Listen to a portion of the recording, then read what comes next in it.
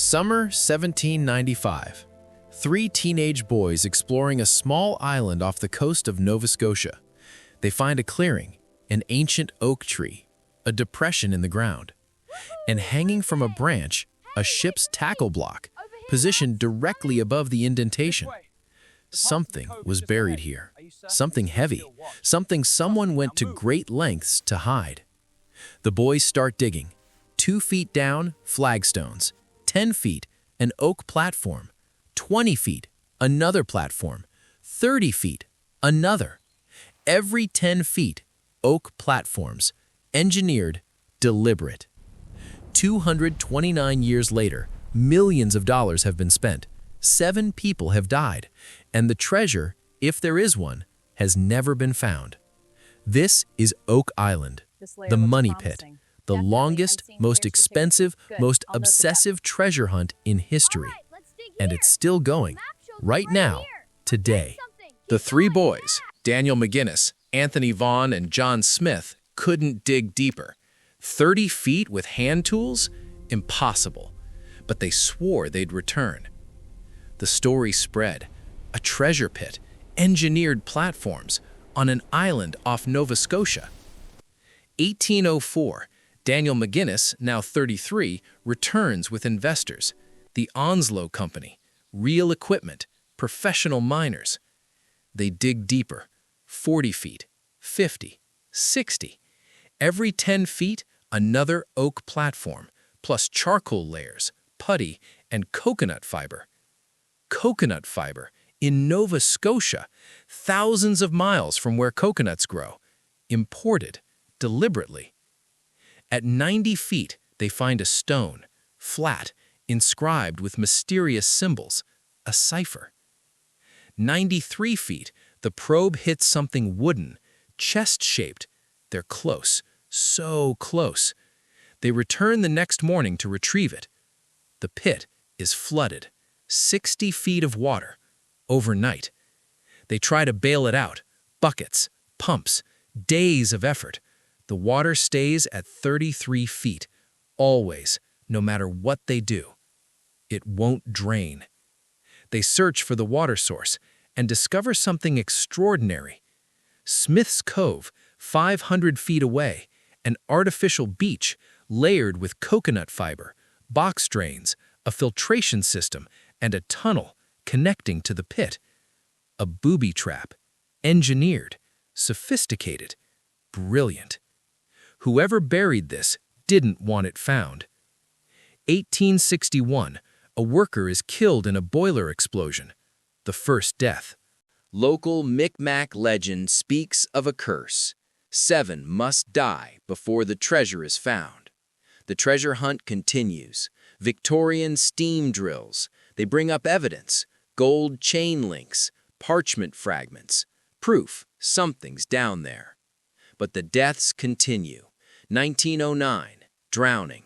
1930s, 2 more workers. The curse count rises.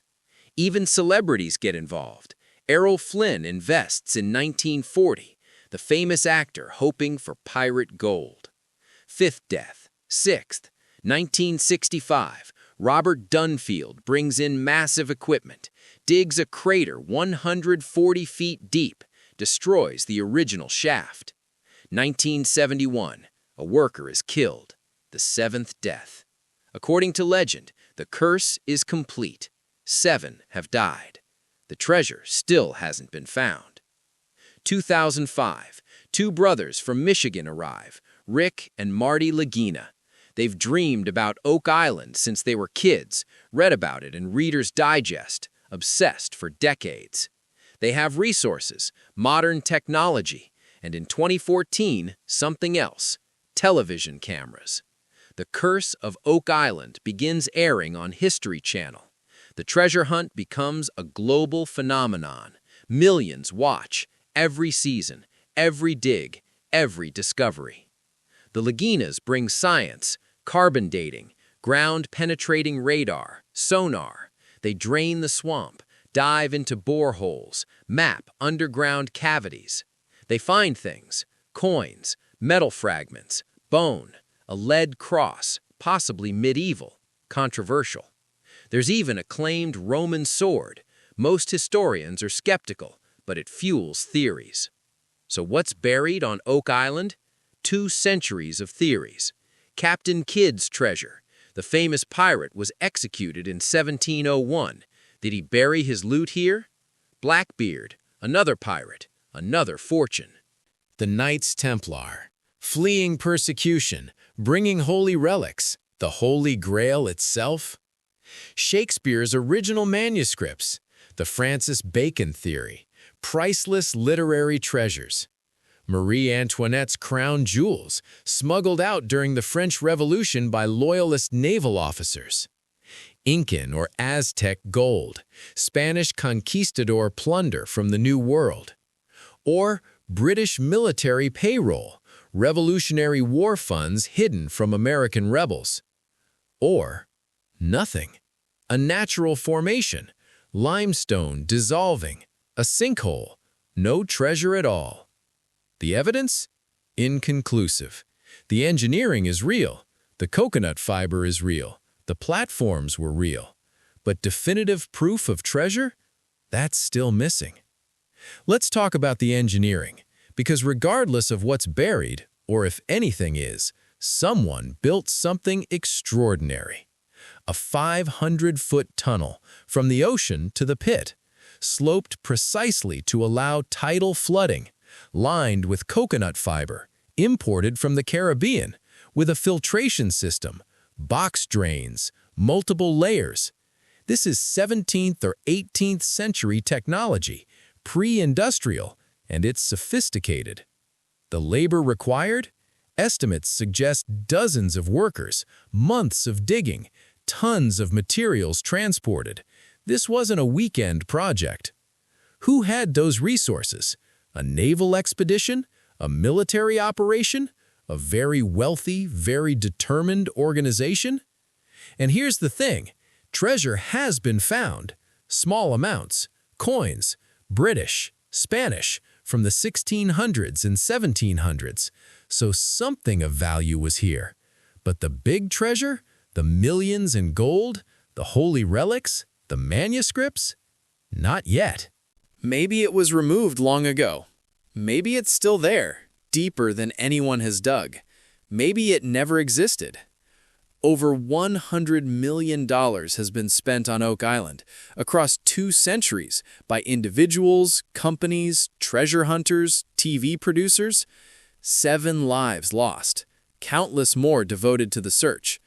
The Laginas continue digging. New seasons, new technologies, robotic cameras, advanced sonar, AI analysis. But here's the reality. 200 years of excavation have disturbed the site. Layers mixed, evidence scattered. If there was treasure, the original context is destroyed. The original shaft, the money pit itself, was obliterated by Robert Dunfield's crater in 1965. So what's the point? Why continue? Maybe because the real treasure isn't gold.